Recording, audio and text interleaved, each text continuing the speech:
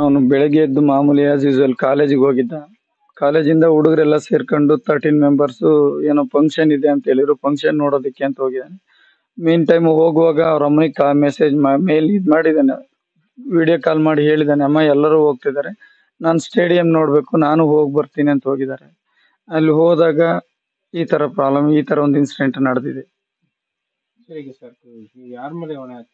ಇದು ಯಾರ ಮೇಲೆ ಹೊಣೆ ಹಾಕಕ್ಕಿನ್ನ ಇದೆಲ್ಲ ಒಬ್ಬ ಚಿಕ್ಕ ಮಗುಗೆ ಹೇಳಿದ್ರು ಹೇಳ್ತಾರೆ ಇದು ಸರ್ಕಾರದ ಧೋರಣೆ, ಸರ್ಕಾರದ ಒಂದು ನೆಗ್ಲಿಜೆನ್ಸಿಯಿಂದ 11 ಜೀವನ ತೆಗ್ದಿರೋದು ಸರ್ಕಾರನೇ.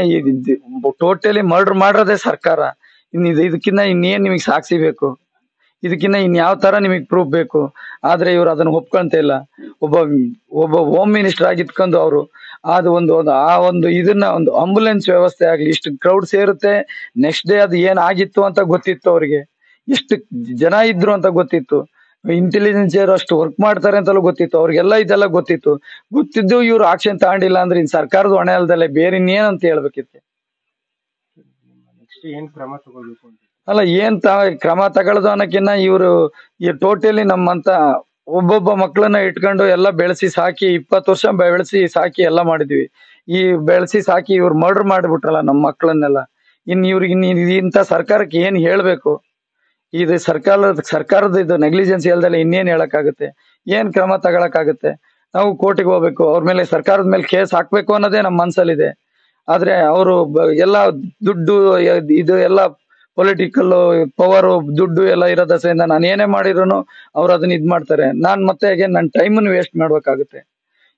ಏನ್ ಮಾಡ್ಬೇಕು ಅಂತ ನಾನು ಯೋಚನೆ ಮಾಡ್ತೀನಿ.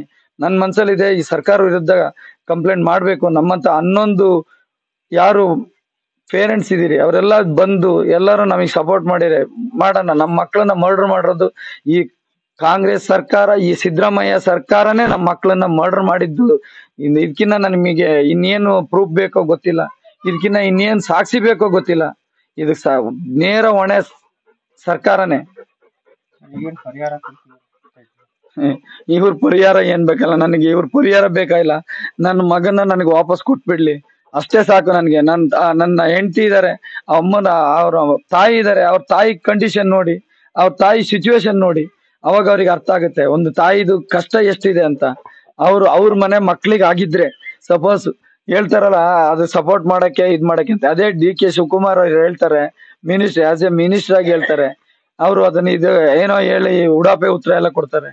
ಅವ್ರ ಮನೆ ಮಗ ಹಿಂಗೇನಾರು ಆಗಿದ್ರೆ ಅವ್ರಿಗೆ ಏನ್ ಆಗ್ತಾ ಇತ್ತು?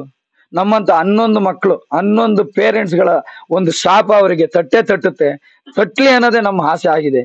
ಯಾಕೆಂದ್ರೆ ಏನೇ ಒಂದು ಇದು ಆರ್ಗನೈಸ್ ಮಾಡ್ಬೇಕು ಅಂದ್ರೆ ಅದು ಪಾಪರ ಮಾಡ್ಬೇಕು, ಅದ್ ಮಾಡಿಲ್ದಿರೋದು ಅವ್ರಿಗೆ ತಟ್ಟಬೇಕು ಅನ್ನೋದೇ ನಮ್ಮ ಮನ್ಸು. ನಮ್ಮ 11 ಪೇರೆಂಟ್ಸ್ ಯಾರಿದ್ದಾರೆ ಅವರೆಲ್ಲರ ಇಚ್ಛೆನೂ ಇದೆ. ನಮ್ಮಂತ ನೋವು ನಾವು ಒಂದೊಂದು ಕ್ಷಣನು ನಮಗಿರೋದು ಒಬ್ಬ ಮಗನ ನಾನು ಯಾವ ಲೆವೆಲಿಗೆ ಬೆಳೆಸಿದ್ದೆ, ನನಗೆ ಅವ್ನ ಚಿನ್ನಕ್ಕಿನ್ನ ಜಾಸ್ತಿಯಾಗಿ ವ್ಯಾಲ್ಯೂ ಇತ್ತು. ಅವನ್ನ ಕಳ್ಕೊಂಡಿರೋದು ಒಂದೊಂದು ನಿಮಿಷನೂ ನನಗೆ ತಡ್ಕೊಳಕ್ ಆಗ್ತಾ ಇಲ್ಲ, ಇನ್ನವರೆಗೂ ತಡ್ಕೊಳಕಲ್ಲ. ಅವ್ರ ತಾಯಿ ಕಂಡೀಷನ್ ಹೆಂಗಿದೆ, ತಾಯಿ ದೊಡ್ಡಪ್ಪ ಅಕ್ಕ ಅಂತೂ ಅವಳದ್ ನೋಡಕ್ಕೆ ಆಗ್ತಾ ಇಲ್ಲ, ಆ ಲೆವೆಲ್ಗೆ ಆಗಿ ಕೂತ್ಕೊಂಡಿದ್ವಿ. ನಮ್ ಮನೆದು ಪರಿಸ್ಥಿತಿನೇ ಎಲ್ಲಾ ಚೇಂಜ್ ಮಾಡಾಕ್ಬಿಡ್ತು. ಇವ್ರು ಮಾಡಿದ್ದೊಂದು ನೆಗ್ಲಿಜೆನ್ಸಿಯಿಂದ ನಮ್ಮ ಮನೆನ ಟೋಟಲಿ ನನ್ನ ಮನೆನೇ ಹಾಳು ಮಾಡಾಕಿದೆ.